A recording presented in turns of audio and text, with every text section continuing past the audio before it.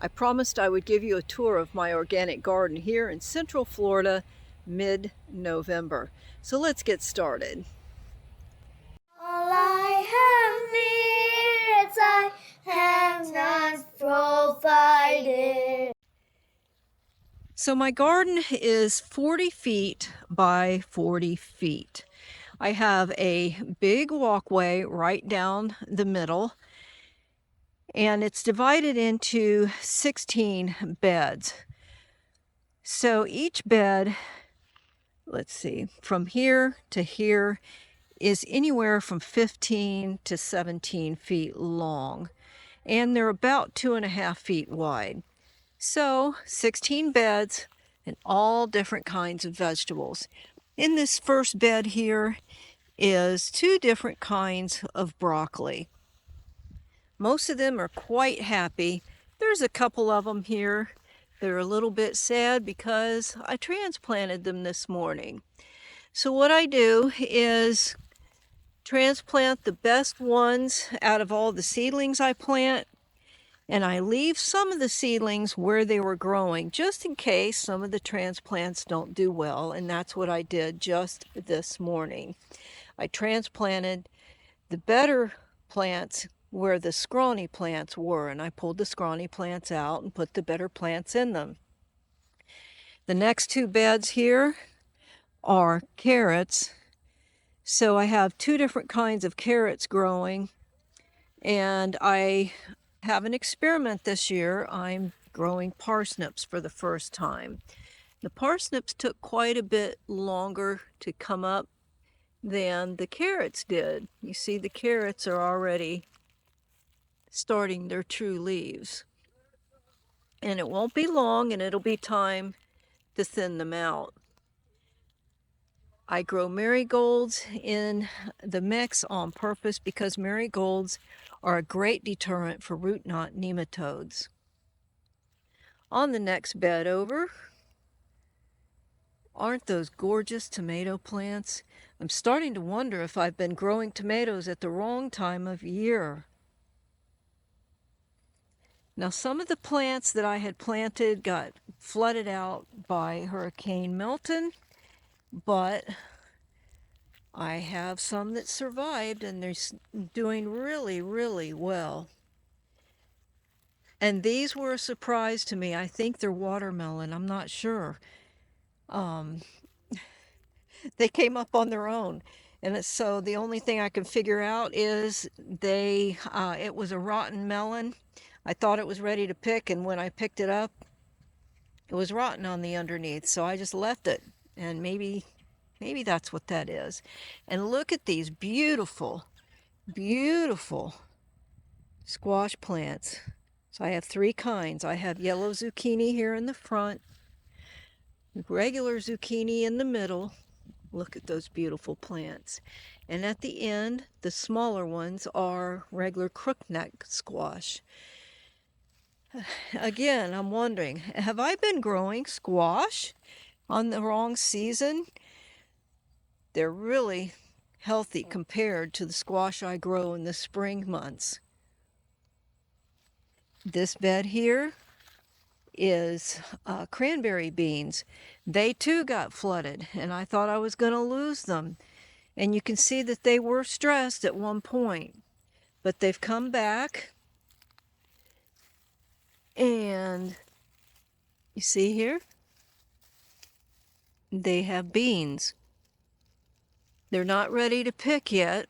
They will get to be a kind of a cranberry color on the outside. There's one that's getting ready. And in fact, that one's drying up. It's almost ready to pick for dry beans. And that's what I grow cranberry beans for. They're not good for fresh eating. So their life is just about spent, I believe. And they're going to be developing the beans that are inside and turning them into seeds, which for me are dry beans. And if you've followed me any length of time, you know I have a great big sweet potato experiment. I've planted them in 4 different environments, and I'm checking to see which would be the most prolific. So that was one bed that you just saw, and this mass here is actually 3 beds. And so I'm going to harvest half out of each bed in about 3 weeks. That'll be the 1st of December, and leave the rest for as long as I can to let any tubers that are, well, they're not tubers, but anyway, they'll keep growing until there's a threat of frost. You don't want you to let your sweet potatoes experience frost before you harvest the potatoes underneath. Next up, a bed of different varieties of lettuce. They're really struggling. I planted them twice, and the second time they're doing better, but you can see here, not very many came up. And at first I thought perhaps it was certain companies that I had purchased the seed from, but even my own aren't coming up, and I've never had that happen before. Right here, a whole bed of mustard greens. Now they are drooping because it's afternoon, and they always do that by the afternoon. This bed here will supply greens for 6 families easily. They're just an amazing plant that gives you greens to eat all winter long. The leaves will get to be about 2 feet across, and then you just harvest the outer leaves, leaving the very center ones in here. And within about 10 days, those will be 2 feet across, and you do it all over again, all the way up until they bolt in the spring. And then you let them go to seed, and they'll sprinkle the seeds all over your garden. And next fall, you'll have a lot of volunteers to transplant into a bed just like that. I haven't had to plant mustard greens on purpose for many years because they reseed themselves, and I find them the next fall and replant them. I even tried growing them in the summer this last year, and it didn't work. They just don't like the heat that we have here in Florida. And here is my bugaboo, my challenge.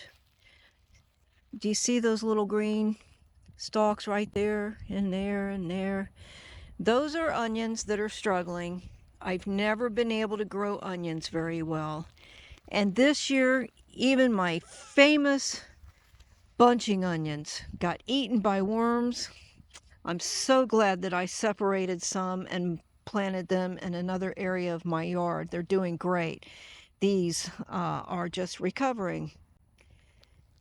Then I've got rutabaga of various sizes because I had to plant those twice. I have turnips. Now those are various sizes because they are very sensitive to the different nutrients available in just inches from each other. Now I like turnips for their greens, and so I'll be letting these grow as much as possible before I thin them out, and I'll eat the greens. If you live up north, you don't know what you're missing. You need to be eating your greens over the winter. Don't throw the greens away. Cook them up and eat them. And then I have a variety of beets, and those too had to be planted twice. And so far, the Detroit Reds seem to be the ones that are doing the best for me. Now I have to come out here and water all the seedlings every single day with the shower setting on my hose nozzle. The rest of the garden, from the sweet potatoes and the tomatoes way over there, those can stand the overhead sprinklers, and I will run those maybe once a week, because at this point you don't want to be overwatering the sweet potatoes. So I will supplement the once a week watering with, I'll shower the tomatoes and squash a couple of times a week as well. Here in Florida, we have sandy soil, and the water just gets dried up out of that soil real quick if you don't have it covered. And I do not mulch my garden throughout the winter months. It just doesn't work out for me to do that. So that's the quick tour of my fall garden, Central Florida, mid-November. If you have a space as big as 30 by 30, you can have a garden as long as there's no restrictions where you live. I have a friend who turned his backyard into a survival garden, and I can't wait to share with you. So be sure to subscribe, turn on the bell notifications. That video's coming within the next month. Thanks for watching. I hope you're not green with envy. If you don't have a garden right now, enjoy your rest. You'll be busy next spring, I'm sure. Great is thy faithfulness, Lord, unto me.